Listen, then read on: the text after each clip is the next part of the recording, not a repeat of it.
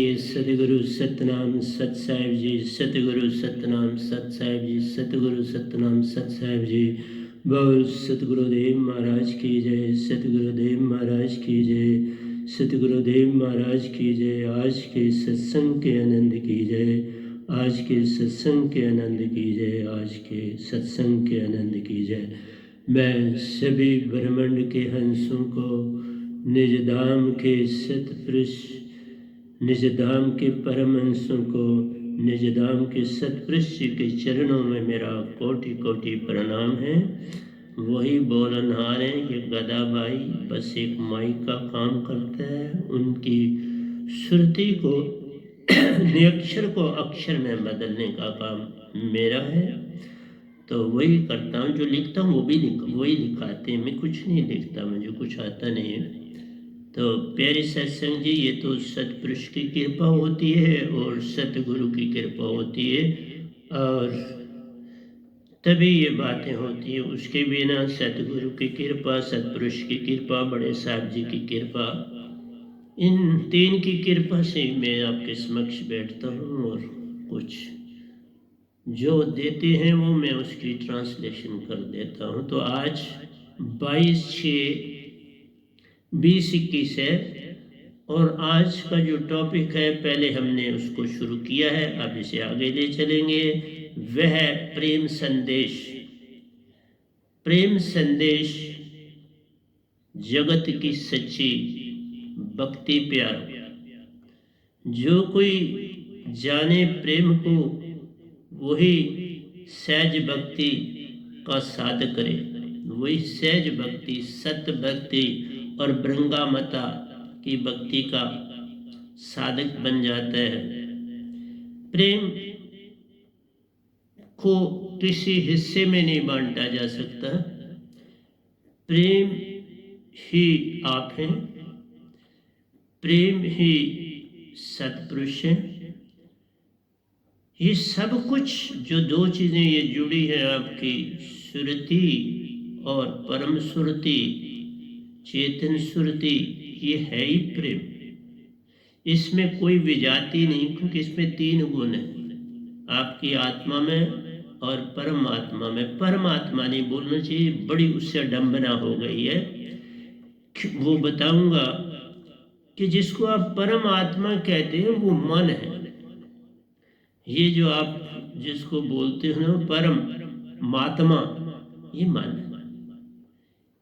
और आप उसको नाम जो लेते हो वो आप लेते हो अनजाने में। जान के अगर आप आगे चलोगे, क्योंकि ये जो परमात्मा है तीन लोक का, ये मन का मालिक है और माया से काम ले रहा है। दोनों मन और माया एक को जानिए।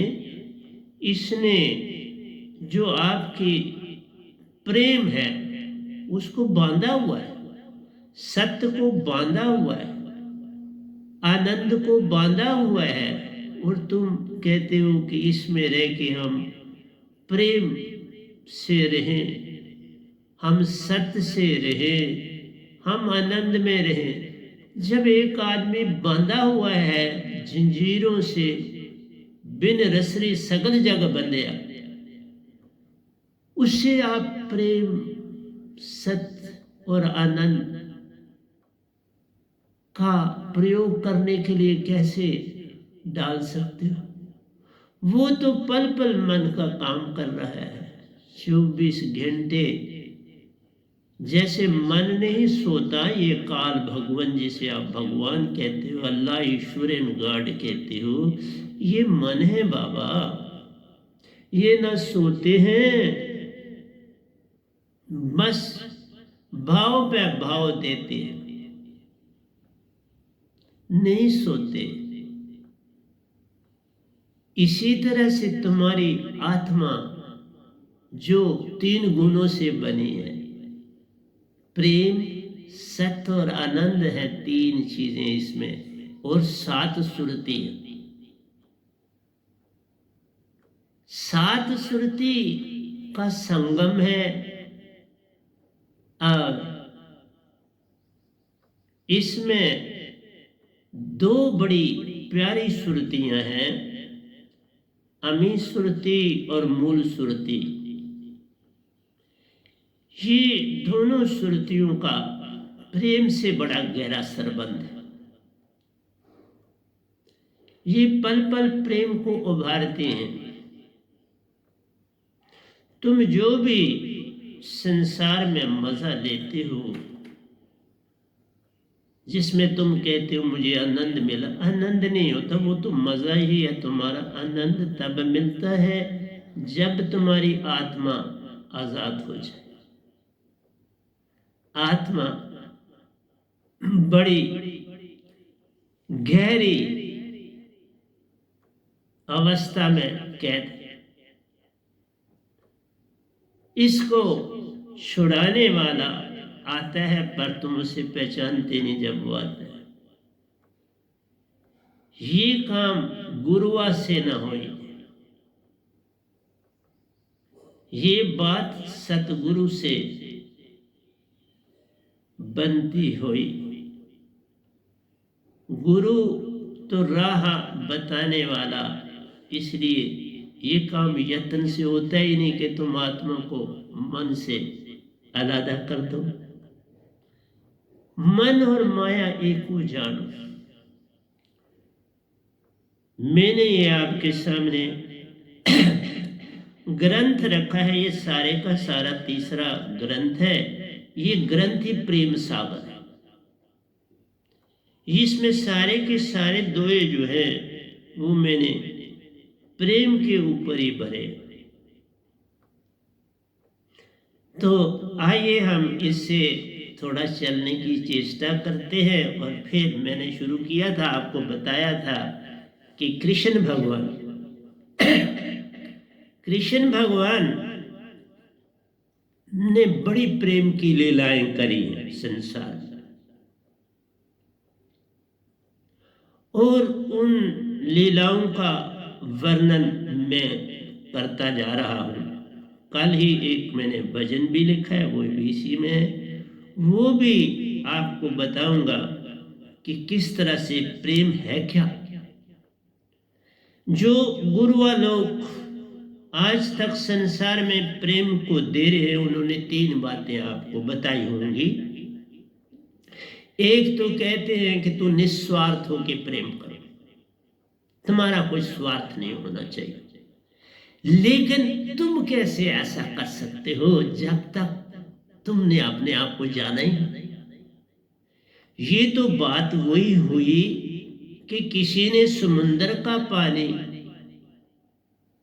पीने की चेष्टा करी, तो समुद्र के पानी में तो नमक बहुत ज्यादा है, और डेड सी जो है उसमें तो नमक की मात्रा इतनी बढ़ गई है कि उसमें किसी भी चीज को डाल फेंको वो तरती रहती है, क्योंकि डेंसिटी बढ़ गई। नमक की डेंसिटी ज्यादा है, नमक बढ़ गया तो डेंसिटी बढ़ गई, तो अब जो भी चीज फेंकते हैं तो वो उसके ऊपर ही बस रहती है, सरफेस पे, नीचे नहीं जाती। इसलिए तुम उस पानी को जितने मर्जी यत्न से पियो, बिन निथारे, बिन फिल्टर किए, वो तो बीमारी ही पैदा करेगा। वो उससे तुम चाहो कि मेरी सेहत अच्छी हो, तो वो तो इम्पॉसिबल है, वो तो हो नहीं, ऐसा हो नहीं सकता। इसी तरह से हमारी जो आत्मा है इसके अंदर मन इस तरह घुला हुआ है जैसे समुद्र के पानी में नमक, बिल्कुल घुला। इसलिए उसमें घुला हुआ है और उसको जो भाव देता है, क्योंकि मन का काम ही भाव देना, ये करता कुछ नहीं, कर सकता भी कुछ नहीं। सतपुरुष ने इसको बनाया ही ऐसा है, इसलिए इससे ऊपर सत्ता है। ये मैं कह रहा हूं, आप लोग जितने बोल रहे हो संसार में 60 लाख गुरुआ जिन्होंने पहले बोला, जिनके प्रवचनों से आपकी YouTube भरी पड़ी है, वो सारे के सारे इस काल भगवान तक की भक्ति को जानते हैं। उनकी सीमा एक कुएं तक है, एक तालाब तक है, समुंदर का तो पता ही नहीं है। तो तारी लगाने के लिए समुंदर की तरह की कहते हैं, तालाब में तो तारी वैसे नहीं ना लग सकती। तुम मन से उस समुंदर के पानी को जब तुम निथारो, आप बहुत सी कंट्री में उसको निथार रहे हैं और उसका पानी इस्तेमाल कर रहे हैं, समुद्रों को भी साफ किया जा रहा है, उसका नमक को अलग किया जा रहा है और पानी अलग। विधि तो है, लेकिन वो विधि तुम अपने आत्मा के लिए कहीं लगाते नहीं। इसलिए प्यारे सत्संग जी, कबीर साहब बहुत चला के आपके साथ, पलटू साहब, दादू साहब, तुलसीदास जी, बाबा नानक जी को थोड़ा ही समय मिला, एंड में मिला। इन सब ने, रविदास जी को बड़ा थोड़ा समय मिला, एंड में मिला, क्योंकि वो निरंकार की भक्ति में रहे ज्यादा।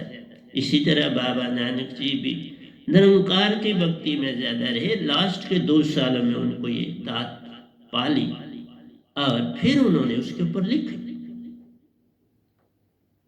मेरा आपसे यही कहना है कि जब तक तुम तो आत्मा हो ना, पर कह देने से बात नहीं बनेगी।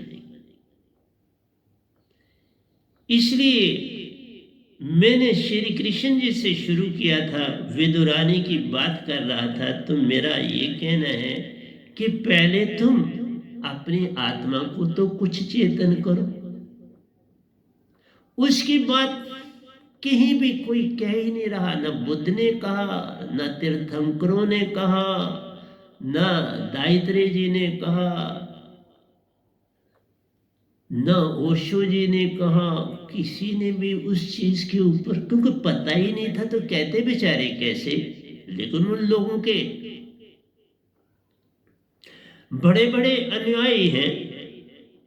अब उसके ऊपर मेरे सतगुरु ने भी बड़ा काम किया, क्योंकि वो तो बिल्कुल सतपुरुष की ही भक्ति का संदेश दे रहे हैं, कबीर जी के अनुसार चल रहे हैं। तो ये गधा भाई भी उन्हीं का शिष्य है। पर एक बात है, जो इसके पास दात है वो सीधी सतपुरुष की दी हुई। मैं सतगुरु की दात नहीं देता बाबा, वो अमानत है। मेरे को सतपुरुष ने ही उनके पास भेजा था, तो मैं चला गया। निरंकार का भी हाथ था कि जाओ, मैं चला गया। दोनों के अनुसार मैंने अपने सतगुरु को पाया और सेवा में रहा। वो मुझे अच्छी तरह जानते हैं, दात के बाद भी उनसे मिला हूं। तो कहने का अर्थ है, पहले सत्य को जानो, निज को पहचानो। सिर्फ ये कह देना साक्षी बन जाओ, तुम कैसे बनो? दृष्टा बन जाओ, कैसे पॉसिबल? जब तक वो प्रोसेस तुम्हारे पास नहीं, जो पानी समुद्र को साफ करके नमक अलादा कर, इसी तरह से जब तक वो दात नहीं जो मन और माया को अलादा कर ले, तो वो बड़ी ताकत होनी चाहिए ना। इस मन से बड़ी ताकत, इस भगवान से बड़ी ताकत होगी तो ऐसा होगा। गुरुओं के पास तो ऐसी ताकत नहीं। जो तीर्थंकर हुए उनके पास भी नहीं, 2 पीर पैगंबर हुए उनके पास भी नहीं, ऋषि मुनि जपी तपी सन्यासी योगी किसी के पास नहीं थे। जब तक ये दात ही नहीं होगी, तुम पानी वो कैसे, इस आत्मा को मन से कैसे अलादा करो? सिर्फ तुम कह देते हो कि बाबा आप निस्वार्थ काम करो।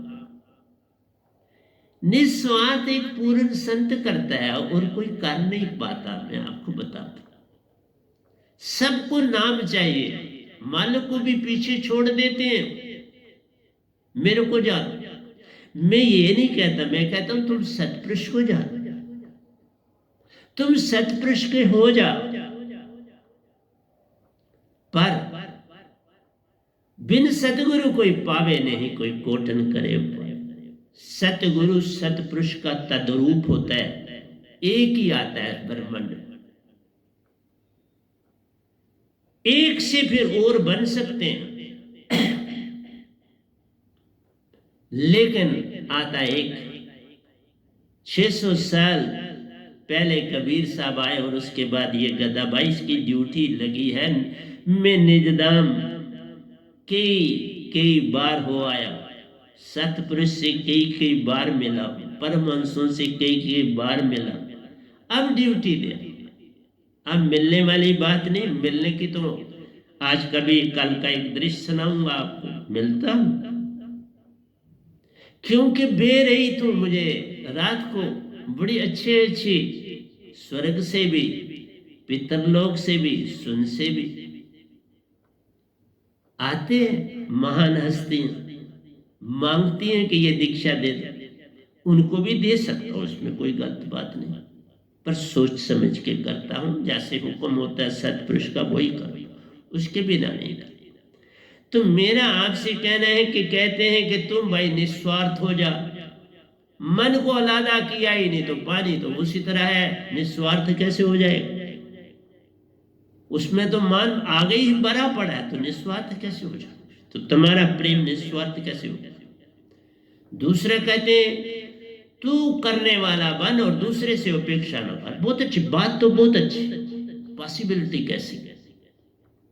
तुम्हारा जो संसार का प्रेम है, और जिन्होंने बड़ी खेती पाई उन्होंने वेस्टर्न को खुश करने की चेष्टा करी, उन्होंने भारत में वासियों को खुश करने की चेष्टा नहीं करी। उनका जो तौर तरीका ढंग था वो था अपने आप को वेस्टर्न कंट्री में अपनी इमेज बना, और उनको तो ऐसा प्रेम ही चाहिए। उनका प्रेम हर तीसरे महीने टूट जाता है, और फिर दूसरी जगह भी हर 3 महीनों के बाद फिर टूट जाता है। वहां तो पता नहीं कितने जोड़े अपने जीवन में कितनी बार बनते हैं और कितनी बार टूटते हैं, और उसमें जो पिसा जाता है, वो जो बच्चे होते हैं वो पिसे जाते हैं बेचारे। और ऐसे प्रेम में आप कहते हो कि बाबा प्रेम कर और भूल जा। कैसे भूलोगे? मन साथी उसने सारा याद रखता। और तुम किसी को ये ना कहो कि मैंने इस पे एहसान किया, बल्कि धन्यवादिक बनो। उसका धन्यवाद करो कि तुमने मुझे मौका दिया, सेवा का मौका दिया, इस प्रेम का मौका दिया, सहायता का मौका दिया। मैं धन्यवाद करता हूं कि आपने मौका दिया, बड़ी अच्छी। निस्वार्थ, किसी चीज की चाह ना करना। चाह गई चिंता गई, कबीर साहब ने लिखा मनवा नहीं, सुरती बेपरवाह वही शहनशाह है जिसको नहीं चाह। लेकिन बिन सार शाप शब्द बात बने नहीं, तुम कोटन करे हो। कोई संसार में ऐसे कर नहीं सकता। क्यों? नमक को अलादा करके ही तुम उस पानी को से खाना बना सकते। नमक को पार करके ही तुम उसे पानी कह सकते हो। नहीं तो खारा पानी है, समंदर का पानी खारा। तुम खुद ही नमक डाल दो अपने गिलास पानी। अब जब तक उसको तुम्हारे पास तो प्रोसेस नहीं, नमक एक बार डालिया तो कैसे उससे निकालो, प्रोसेस चाहिए। खांड डाल कैसे निकाल, प्रोसेस चाहिए। वो मिक्स हो गई, पता भी नहीं चलता कैसे। चलो हाँ, थोड़ा रंग बदल जाता है। जो स्वच्छ पानी है उसका रंग श्वेत रंग है, जो दूसरा डालेगा थोड़ा रंग और हो जाएगा। तो मेरा आपसे ये कहना है, ये कहने की बातें बड़ी मीठी लगती हैं। मैंने कहा ना कि बड़े बड़े रसीले प्रवचन देने वाले लोग थे, हैं, रहेंगे, पर वो तो इसी तरह हुआ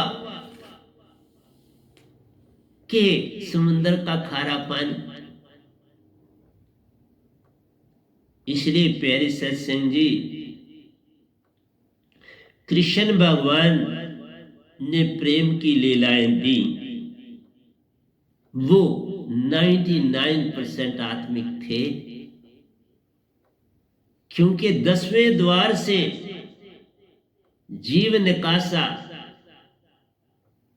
सहज शास्त्र सार में पावे वासा, निरंकार का वह हो जाता, निरंकार तद्रूप कहलाता। ये इसी निरंकार भगवान के तद्रूप थे, राम और कृष्ण भगवान। लेकिन उनमें भी 1% मन मौजूद था। वो चेतन पार कर सकते थे, करे। इसलिए जब आप रंकार खेचरी मुद्रा, 3 देवता रंकार शब्द का सिमरन करते हैं, 10वां द्वार ठिकाना, 10वें द्वार में जाते हैं। और जो 10वें द्वार से जीव जो जाए स्वर्ग लोक में वासा पाए, तभी विष्णु वैकुंठ स्वर्गों को ही बोलते हैं, वैकुंठ के वासी। बेसिकली तीनों की ड्यूटी है, तीनों ही वैकुंठ के वासी, शिव महेश्वर ब्रह्मा तीनों। लेकिन अगर आप मुझसे पूछते हो तो भक्ति में शिव जी आगे। शिव जी का जो तीसरा नेत्र है वो बड़ा चेतन, तो कभी मैं उसकी बात करूंगा, लेकिन थोड़ी सी मैं, आप जो आंखों से देखते हो ये तभी देख पाते हो कि आत्मा का सहयोग। आप कानों से सुनते हो तभी सुन सकते हो कि आत्मा का सहयोग। तुम नाक से सुन सकते हो तभी जब आत्मा का सहयोग। मुंह में स्वाद तभी है जब आत्मा का सहयोग। सहयोग तो है, क्योंकि मैंने बोला समुद्र में पानी की क्वालिटी है, लेकिन नमक से उसका इस्तेमाल वैसा नहीं हो पाता जैसा होना चाहिए। जैसे मैं बताता हूं, कोई आदमी बीमार हो गया, 6-7 दिन उसका फीवर है और भी प्रॉब्लम है, बेड पर है, तो अब उसको आप खाना देते हो खाने के लिए, तो उसको खाने में वो देखता है कुछ स्वाद नहीं। वही खाना जो उसको पहले बड़ा टेस्टी लगता था, कहता है नहीं स्वाद नहीं। तो स्वाद है किसमें? आपकी जीवा में, टंग। आगे का जीवा का जो हिस्सा है वो मीठा स्वाद बताता है, जो पीछे का बैक का हिस्सा है वो कड़वा स्वाद बताता है, जो साइड में रिम्स होती है वो नमकीन और खट्टे का भेद बताता है। ये सारा स्वाद टंग में, और इस टंग में आत्मा का सहयोग है। आंखों में आत्मा का सहयोग है, कानों में आत्मा का सहयोग है, मुख में आत्मा का सहयोग है, आपका नाक में आपके आत्मा का सहयोग है, आपकी त्वचा में आत्मा का सहयोग है।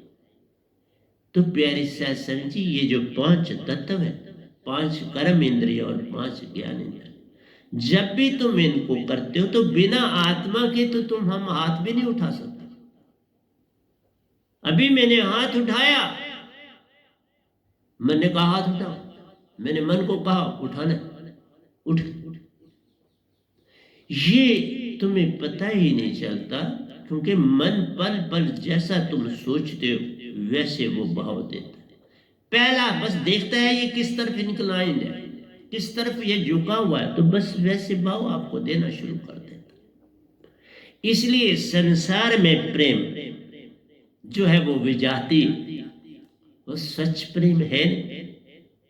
कृष्ण भगवान ने तुर्यातीत अवस्था और महातुर्यातीत अवस्था तक का प्रेम समझाने की चेष्टा करी। जब मैंने आपको ये दिया बताया कि विदुरानी मैं बहुत आहिस्ता दूंगा, क्योंकि मेरा ये नहीं उद्देश्य है कि मैं तुम्हें फटाफट, तुम्हें क्या समझ आएगी, पहले बड़ा कठिन है तुम्हें समझना कि मैं क्या बोल रहा हूं, बड़ा कठिन। जिसने मेरे बड़े प्रवचन सुने, मेरे पास बैठा है, या जिसने मेरे सतगुरु के प्रवचन सुने, उसको मेरी समझ आ सकती है। इन दो को, मेरे सतगुरु से प्रवचन सुनने वालों को मेरी समझ आ सकती है, मेरे अपने साधकों को आ सकती है। बाकी कोई संसारी चाहे कितना महान ही महान क्यों ना हो, सारा ब्रह्मांड भी उसको पूछता हो, वो मेरे प्रवचन नहीं समझ सकते। वो आपको कहेगा ये बकवास कर रहा है, ये सिर्फ बस आपको तो मैं बकवास नहीं कर रहा। जिन्होंने आज तक बोला उन्होंने बकवास नहीं किया, बहुत अच्छा बोला। मैं किसी को बकवास नहीं कहूंगा, वो जरूर मुझको कहते हैं, लेकिन मैं उनको यही कहूंगा तुमने जो दिया वो सोए सोए दिया, जाग के नहीं लिया। जागे, जागना और फिर कुछ देना, उसका स्वाद कुछ और है। जैसे मैंने कहा बीमारी में खाना खाना कुछ और है, फूल की सुगंध लेना कुछ और है, किसी के वचन या संगीत सुनना कुछ और है, लेकिन तुम स्वस्थ हो, बिल्कुल ठीक हो, और अब वही खाना तुम्हें बड़ा स्वादिष्ट लगेगा जो बीमारी में नहीं लग रहा। वही फूल अब तुम्हारा सारे अंदर को श्वास से भर दे।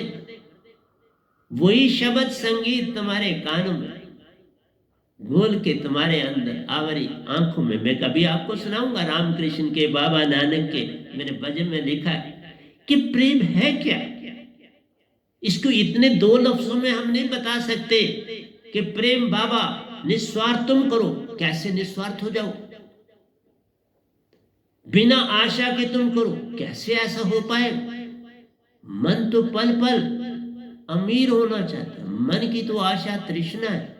मन और माया बने इसलिए कि तुम्हें बाहर फेंकते हैं।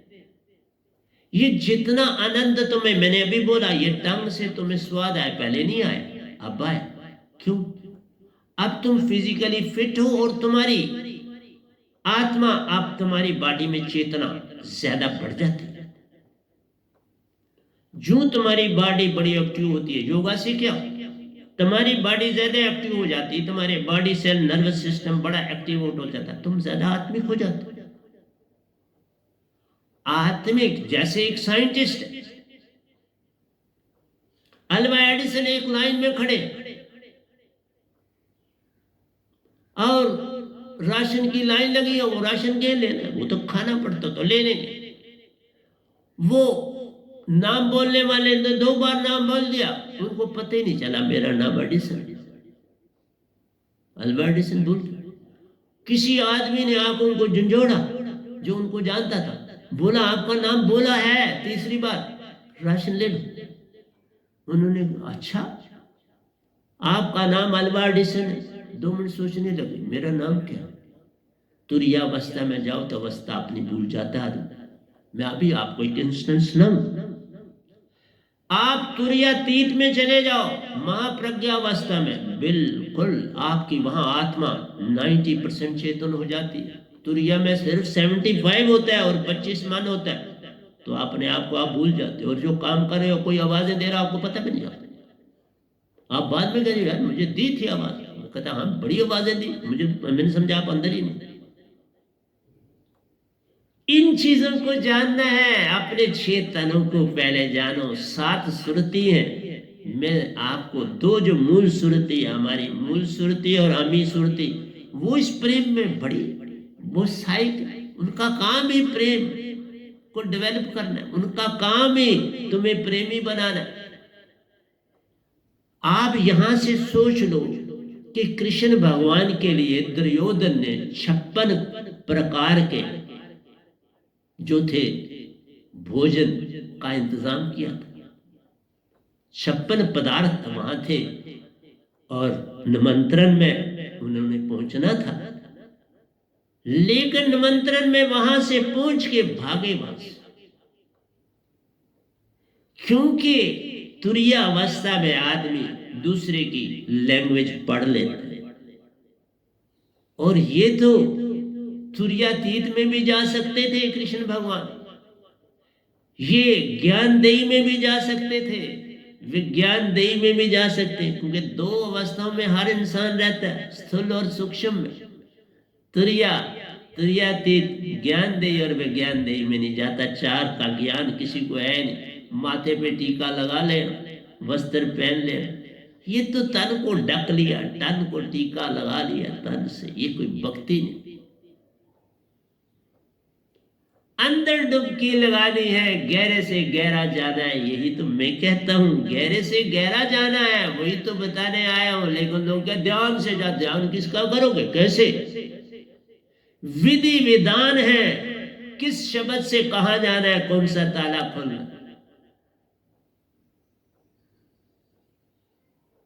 गोरखनाथ ने तीसरी आंख का ताला खोला, लख निरंजन का जाप किया, तीसरे तिल का ताला खोला और 700 साल तक जीवित रहे धरती पर। जिस्म उनका वज्र की तरह बन गया। तुम लोग बीमारियों से लदे पड़े। मैं जब से मुझे ये दांत मिली या उससे पहले मैं 20 साल से कोई दवाई कुछ भी नहीं ले रहा। हाँ, योगी हूं बहुत बड़ा, लेकिन मैं वो टीवी का योगी नहीं, असली योगी। तुम्हारे पास कोई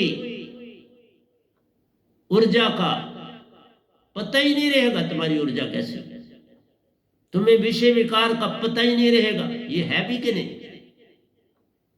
ये अवस्था लानी पड़ती, आ जाती है, लानी भी नहीं। इसलिए प्यारे सत्संग जो बड़ा शोर है, मैं तो तब ही आप सत्संग दे रहा हूं क्योंकि कोरोना का पीरियड था, मेरे साधकों को मेरे सत्संगों की अवस्था थी। कोई और भी सुनना चाहे तो मुझे कोई इतराज नहीं, पर ऐसा नहीं कि मैं किसी को बड़ा शिष्य बना, नहीं। जो मेरी दात ही इतनी कीमत है कि मैं प्रचार उसका क्यों करूं। इस दात के हीरा तो मोलूब के, शब्द मोल ना तोल। शब्द नहीं, ये शब्द है, लिखा ना जाए, पढ़ा ना जाए, ये तो शब्द वेदे। सुरती से सुरती को मिलता, मन मान का छूटे संग। इसलिए कहा कि तुम ऐसी मशीन ढूंढो जो तुम्हारे मन और मान और माया को अलग करते। तुम्हें लगता है ये फूल जो है ये बड़ा खूबसूरत है, इससे बड़ी स्मेल नहीं। फूल ने काम नहीं किया, ये अमी सुरती का काम। अम्मी सुरती आनंद में ही है, आनंद देने वाली है। उसके कारण तुम्हें अंदर से, तुम्हें बड़ी खुशी मिली, तुम त्योहार मना रहे, तुम कहते हो मैंने बाहर से लॉटरी जीती, ये हुआ नहीं, ये अंदर से मिले। सब कुछ तुम्हें अंदर से मिलता है, बाहर तो एक सपना है। पर मन तुम्हें बाहर की ओर ले जाता है, कहता है ये तुम्हें बाहर से मिला, मैंने दिया। जबकि ये तुम्हें मन कुछ नहीं दे पाता, मन भरमाता है। ये दुख सुख में तुम्हें डालता है। दुख सुख जो है ये मन की लैंग्वेज, निज दाम को पता ही नहीं है। वहां सिर्फ आनंद ही आनंद, सुख दुख से लेन देन ही नहीं, अच्छे बुरे से लेन देन नहीं, रात दिन से लेन देन नहीं, चोरी चुकारी से लेन देन नहीं। वहां आठों प्यार दिन है रहता, रात कभी होती नहीं। खेती बाड़ी का कोई काम नहीं करना, बड़े महान काम तुम्हें करने वहां पर। लोक लोकांतरों को जगाना है।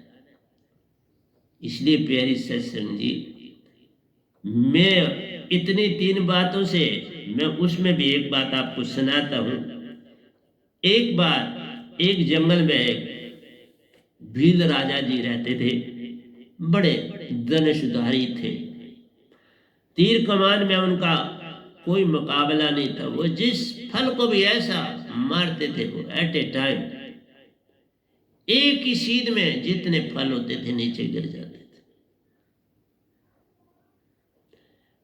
उनको किसी, वहां जंगल में जाते हैं, संत लोग तो नहीं जाते, लेकिन गुरुआ लोग जाते हैं, सन्यासी ध्यानी।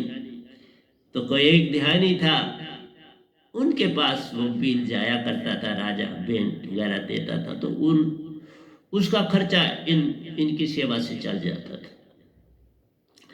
एक बार उन्होंने उसे कहा कि तुम इससे भी बड़े राजा बन सकते हो,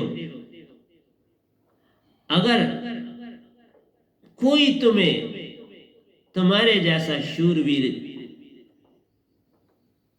धनुषधारी मिले और वो भिखारी, धनुषधारी भी हो और भिखारी भी हो, तो उसके आगे अपनी झोली फैला देना।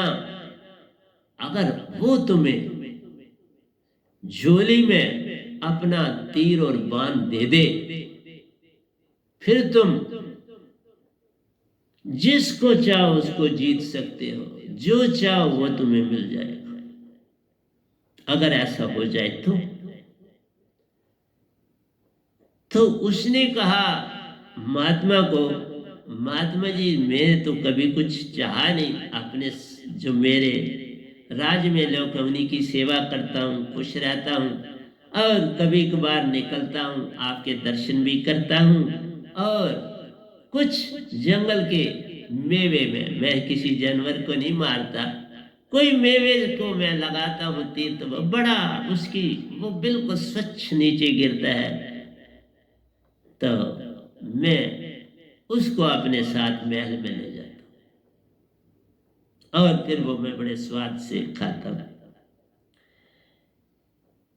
उन्होंने कहा अगर तुम्हारी कभी ऐसी इच्छा जागी तो ये जो मैंने तुम्हें बोला है ये बात अगर घटी तो फिर तुम्हारे बराबर इस संसार में ना कोई धनुषधारी होगा और ना तुम्हारे बराबर कोई खुद खुशकिस्मत होगा।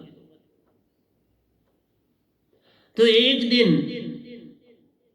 वो अपने साथियों के साथ, उसका बर्थडे था, उसने कहा इधर महल में नहीं मनाना, इधर लोग मनाए। अपने साथ 2-3 एक वजीर को लिया, एक अपने सिपा सलार को लिया, एक अपने बॉडीगार्ड को लिया, 3 को साथ लिया। तो वो जंगल की लंबी यात्रा पर निकल पड़े कि हम रात को वापस आएंगे। सुबह निकले, एक जगह देखा कि एक कोई 18 साल का जवान लड़का बड़ा सुंदर बैठा हुआ है और उसके पास ही उसका बाण और धनुष बड़ा सुंदर है और उसने एक झोला अपने साथ रखा है और खुद ध्यान में बैठा, वो साइड पे रखा है। बादशाह को फट याद आई उस महात्मा की बात कि उन्होंने कहा था कोई धनुषधारी तुम्हारे जैसा तुम्हें मिले, वो भिखारी होगा, उससे कुछ मांग लेना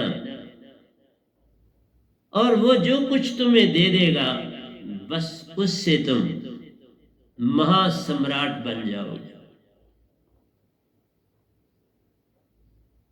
वह वहां बैठ गया खुद दूरी पर और वेट किया कब वो ध्यान से उठते हैं। वो ध्यान से उठे, अपने करमंडल से पानी को अपने थोड़ा सा अपने ऊपर छिड़का, थोड़ा साइडों पे डाला और उठ खड़े। थैला अपने गले में डाला, तीर कमान को उसी तरह अपने गले में लगा के तीर को हाथ में पकड़ के और करमंडल को चलने लगे। तो बादशाह ने आके प्रणाम किया और अपने वस्त्र को बिछा दिया और कहा कि आज मुझे कुछ दान दे। तो उस जवान बेटे ने कहा उनको, मैं दान तो आपको दूं, लेकिन आप तो बादशाह हैं, बादशाह को दान की जरूरत कैसे पड़ी? भीख पाना तो हमारे जैसों का, चूंकि पैदाशी हम भिखारी, आप तो भिखारी नहीं। बादशाह ने कहा मेरे से बड़ा भिखारी कोई है ही नहीं, मैं सबसे बड़ा भिखारी हूं। क्योंकि मैं राजा हूं। मैं भीख ना मांगू तो मैं राज को कैसे चलाऊंगा? उनको रोजी रोटी कहां से पहुंचाऊंगा? बड़ा हैरान हूं। लड़का बोला, आप किससे फिर भीख मांगते हो? उन्होंने कहा, उस पहाड़ी पर मेरे गुरु रहते हैं, मैं उनसे ही भीख मांगता हूं जिससे मेरा राज ठीक चल रहा। ये उनकी बरकत से चलता है। तो मेरे से बड़ा भीख मंगा और कौन होगा? वो लड़का बड़ा खुश हुआ, लेकिन एक बात हुई, उसने अभी तक कभी दान दिया नहीं था, लिया था। अब उसको समझ नहीं आई कि मैं दान क्या दूं। तो उसने अब उसने सोचा, मैं अब तीर किसको मारूंगा? मैं तो किसी को मार नहीं सकता, बस भिक्षा मांगता हूं। तो ये खाम खा मैंने बचपन में सीखा था गुरुकुल में, क्योंकि वहां इसकी बहुत ज्यादा चर्चा थी कि तीर अंदाज होना चाहिए। तो वहां जो गुरु थे वो सिखाते थे, तो मैंने सीखा। अब निकला हूं जगह जगह भीख मांगना, जहां होता चला जाता हूं। तो मैं इससे ही निजात पाता हूं। उसने अपना तीर और कमान राजा को सौंप दी। राजा बड़ा हैरान हुआ। राजा ने कहा, आप तीर अंदाज हो? उसने कहा, था, अब नहीं। बादशाह ने पूछा, क्यों? बोले, मैं बचपन से इससे बड़ा प्यार करता था और प्यार से मैं इसको लेके घूमता रहता हूं। अब मैं किसी पे चलाऊं कहां? मेरा कोई दुश्मनी नहीं, मेरा किसी से कोई द्वेष नहीं, मेरा कोई वैरी नहीं, मेरा तो सारा संसार ही मित्र है। तो अब खाम खा इसको लेके कहां चलाऊं? तो उसने, बादशाह ने कहा कि मैं चाहता हूं कि आप एक बार मेरे सामने तीर चलाएं। उसने कहा, मैं किसी को नुकसान ही नहीं पहुंचाता, तो तीर कैसे चलाऊं? उसने कहा, मैं आपको वो जगह बताता हूं जहां से आप तीर चलाएंगे तो कोई नुकसान किसी को नहीं। क्योंकि बादशाह को तो हर जगह में, उसने बड़ी जगहों पर जगह जगह पेड़ लगवाए हुए थे, फलों सीजन वाइज बड़े, वो जंगलों में भी उसने लगवाए थे। वो बड़ा शौकीन था, क्योंकि वो शिकार करता था तो वो भी किसी को नहीं मारता था, वो फल तोड़ता था अपने तीर कमान से। उसने कहा, बड़ी अच्छी बात है। उसको थोड़ा आगे लेके चले तो दिखाए वो बड़े फलों के पेड़ थे। उन्होंने कहा, बादशाह ने कहा, मैं सदा अपने धनुष बाण से इन फलों को तोड़ता हूं। ये सच, बिल्कुल इनकी डंडी साथ ही होती है तो नीचे गिरते हैं और मेरे बंदे इनको फट चुन लेते, क्योंकि नीचे घास है, इनको कुछ नहीं होता। तो ये आराम से पड़ते हैं घास पर, उठा लेते हैं और मैं इनको खाता हूं। तो उस लड़के ने, रूमी उसका नाम था, उसने कहा, मेरा नाम रूमी है। तो बादशाह ने कहा, बड़ा आनंद मिला आपका नाम भी सुन के। तो ये आप यहां बाण चलाइए फलों के ऊपर, और जो फल गिरेंगे वो मैं ले जाऊं। उस लड़के ने धनुष पे बाण चढ़ाया, ध्यान में गया, मुद्रा साधी, अपने सदगुरु को धरती पर 7 बार प्रणाम किया।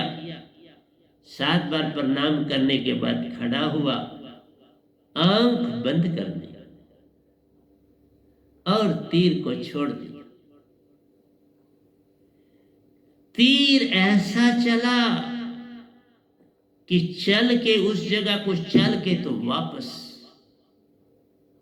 उनके कदमों से 3 गज की दूरी पर जमीन में आकर जमीन के अंदर धंस गया।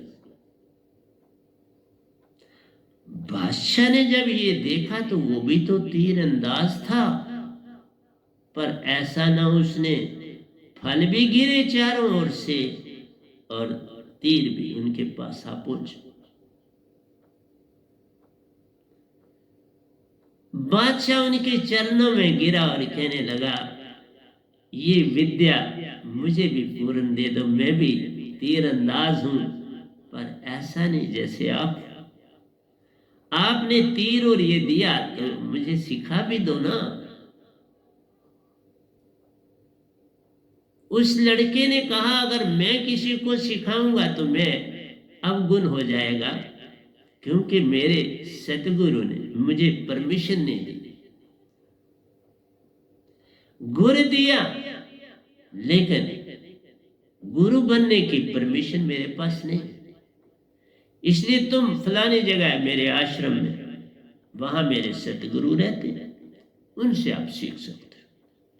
विद्या नहीं दे सकता हूं, बाण ले लो, उनको पता लग जाएगा कि ये बाण मेरा ही है, उनको बड़ी पहचान है मेरे इस बाण की, तो तुम उनसे सीख लेना। इसने कोई देरी नहीं की, बस वहीं से अपने उनको उस आश्रम की ओर निकल पड़ा। मैं ज्यादा भी इस कहानी को नहीं सुनाऊंगा, थोड़ी सुनाऊंगा, फिर कभी आगे सुनाऊंगा। लेकिन ये सारी की सारी प्रेम से जुड़ी हुई लड़ी है, ये नेवर एंडिंग लड़ी। जब ये वहां पहुंचेगा, वो जागे हुए एक संत है, उन संत का नाम कबीर जी था। ये उन्हीं की कहानी, उनसे सीखा वो, उनके पास सभी गुर थे, जो आशीर्वाद दे वो होता था, उनके आशीर्वाद में ये सब कुछ था। सिखाते थोड़ा ही थे, आशीर्वाद देते थे। जा, कोई कहता था मुझे धनुष्मान चलाना, कहते ठीक है जाओ। और वो लड़का भी जब भी फुर्सत होती थी वहां जाता था और अपने सतगुरु के चरणों में शीश झुकाता। तो प्यारी सत्संग जी, प्रेम छोटी सी बात नहीं। तुम प्रेम को दो लफ्जों में बांध देते हो, वो कोई प्रेम थोड़ा ही होता है, वो विजाती है, वो मनी की तरह की बात है कि संसार में बिन स्वार्थ कौन कर रहा है? स्वार्थ के बिना काम है ही नहीं, कुछ संसार में मिलेगा ही नहीं। मिलेगा तो एक ही वो मिलता है जिसको सतपुरुष तद्रूप बना के बेचता जा। मैं अपनी रोटी की थाली भी किसी को दे देता हूं, और बहुत बार में ऐसे हुआ। बचपन से ही आदत थी। मेरे इंस्टीट्यूशन में रोटी बड़ी कम मिलती थी बच्चों को, बस जिससे जी सकते थे इतनी मिलती थी जिससे जी सके, इतनी नहीं मिलती थी कि तुम पेट भर सको। कभी ये कहो कि मैंने आज पेट भर के खाना खाया। और मैक्सिमम बच्चों ने वहां छोड़ दिया था। वहां एक डॉग भी होता था, जिसे कुत्ता कहते हैं, क्योंकि आश्रम में कोई न कोई वो आता था खाने, उसको पता था खाने का से। तो मैं आपको बताऊं, एक ये गदाबाई था और एक और लड़का था, वो बड़ा अच्छा गायक था। वो बेसिकली पुंछ से था। वो थोड़ा खाना बचाता था तो डॉग को डालता था और मैं भी डालता था। और फिर जो लांगरी था वो तो जितना मर्जी खाना खाए, उनको तो कोई बंदिश नहीं थी, तो वो तो लांगरी थे। दो लांगरी थे, एक किचन मिनिस्टर होता था, वो लड़कों में से चुना जाता था। ये तीन आदमी पेट भर के खाना खाते थे। और या जो स्टाफ वाले होते थे उनको पे करना पड़ता था, जो खर्चा आता है तो वो भी खाना खाते थे। इन कोई 7 आदमियों को पेट भर के मिलता था, बाकी को पेट भर के नहीं मिलता। तो लांगरी भी उस कुत्ते को डालते थे, लेकिन हम 2 लड़के जरूर डालते थे। हम ये नहीं सोचते थे कि जितने का बोलते थे ये भी तो हमारी तरह है। तो मैं ज्यादा बातें नहीं कर पाऊंगा। मेरा कहना है कि मैंने बहुत बार ऐसे किया, किसी ने मेरे कपड़े लगे हुए कपड़े में उतार के दे देता था और दूसरे अपने तो देता था किसी को, किसी की जरूरत हो। मैं हर समय कभी ले लो मेरी परीक्षा, ऐसी बात नहीं। मैं हर समय अपनी रोटी भी देने के लिए तैयार हो जाता हूँ, अपने कपड़े भी देने के लिए तैयार हो जाता हूँ और किसी से कुछ नहीं लेता। कल का एक सीन आपको प्रेम का सुनाता हूँ, क्योंकि घड़ी भी बड़ी तेज चलती है, ये कहाँ हमारे को आगे बोलने देती। तो एक ही सत्संग आजकल मैं देता हूँ। तो प्यारे सत्संग जी, मैंने कोई दोया शुरू भी नहीं हुआ और देखो सत्संग खत्म हो जाएगा। क्या करूं, मेरे हाथ में नहीं, क्योंकि मैं बड़ी लच्छेदार बातें नहीं कर पाता हूँ, सच्ची बोलता हूँ और आगे चलता हूँ। और आपको उस तरह से जो समझ आ जाए ले लो, नहीं आए छोड़ दो, क्या फर्क पड़ता। और बचपन से आज तक मेरे आंसू जो होते थे वही मेरी पुकार होती थी, मेरी भक्ति होती थी। मोस्टली अकेला चलना, अकेला रहना, क्लास में भी अपना काम करना, किसी से राब्ता बड़ा कम रखता था वहां पर। लेकिन ओबीडियंस पूरी थी, ओबीडियंस में रहता था, सब काम करता था, कभी किसी के साथ कोई मेरा झगड़ा नहीं था। एक अच्छा रेसलर वहां बन गया, क्योंकि बचपन में मैंने बड़ा डेली चलता था तो वहां रेसलर हो गया। तो उससे मैं आगे भी बढ़ता रहा, क्योंकि वहां कोई ना कोई गुण तो आपको जो था वो अपने अंदर भरना पड़ता था। तो मैंने रेसलिंग का भरा और फिर गेम्स में मैं बड़ा एक्टिव था। तो प्यारी सत्संग जी, मेरा आपसे ये कहना है कि सिर्फ संसार में ये कह देना प्रेम करो निस्वार्थ, बहुत अच्छा, जतलाओ नहीं किसी दूसरे को कि मैंने तुम्हारी मदद की, बहुत अच्छा है। और अनुग्रहित होना, किसी ने किसी के साथ आपने अच्छाई की तो उसी का धन्यवाद करना। बेसिकली आप जब धन्यवाद करते हो तो करते अपने आप को, क्योंकि संसार का कोई आदमी मुझे नहीं मिला, मैं सच्ची बात बोलता हूँ, शायद मैं अपने आप को भी नहीं उसमें डाल सकता। जो जो होना चाहिए तो मेरे अंदर की जो आवाज है वो यो गदाबाई भी नहीं, जो होना चाहिए तो ये गदाबाई भी नहीं, अभी नहीं। इसलिए नहीं है कि जिस नाप तोल से मेरी सुरती किसी को परखती है वो मैं नहीं हूं। मैं अपनी सुरती के मुताबिक पूर्ण नहीं, इसलिए मैं किसी को दोषी तो नहीं ठहरा सकता, लेकिन इतना जरूर कह सकता हूं कि इस संसार का आदमी मुझे कोई नहीं मिला जो किसी की सेवा करे और ये ना चाहे कि मैंने की, और निस्वार्थ हो जाए और प्रेम बांटे नहीं। यहां प्रेम बिकता है, बांटा नहीं जाता। टीवियों पे लाइनों की लाइनें लग जाती, बड़े जोर शोर से गरजा और बरसा जाता है और फिर अपने फोटों की बरसात होती। इसलिए प्यारी सत्संग जी, जब तक ये शब्द की दात जो मैं लाया हूं वो ना मिलेगी, तुम्हारा मन मान नहीं छूटेगा, तब तक विकारपन छूट जाएगा, फिर ही कोई बात बनती है। विकार में तुम भक्ति कह सकते हो पर भक्ति होती नहीं। निरंकार की भक्ति विकार में सारे संसार कर रहा है, सतपुरुष की भक्ति विकार में नहीं, फिर इसके बारे में सोचा भी नहीं। तुम अपनी उन अंदर की जो ऊर्जा है वो नहीं फेंक सकते, वो परमिशन नहीं है।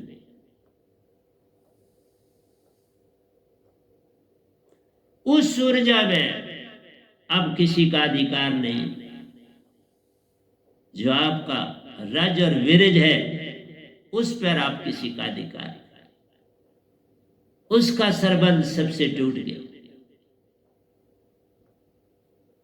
तुमने किसी को गले लगाया वो प्रेम, तुमने किसी के साथ मिलके बात करी वो शुद्ध प्रेम, तुमने किसी की सहायता की वो शुद्ध प्रेम। लेकिन कहीं विकार, जिसे हम प्रैक्टिकली कहते हैं, वो नहीं होना चाहिए। जब प्रैक्टिकली विकार छूटेगा, फिर आहिस्ता आहिस्ता नजर का भी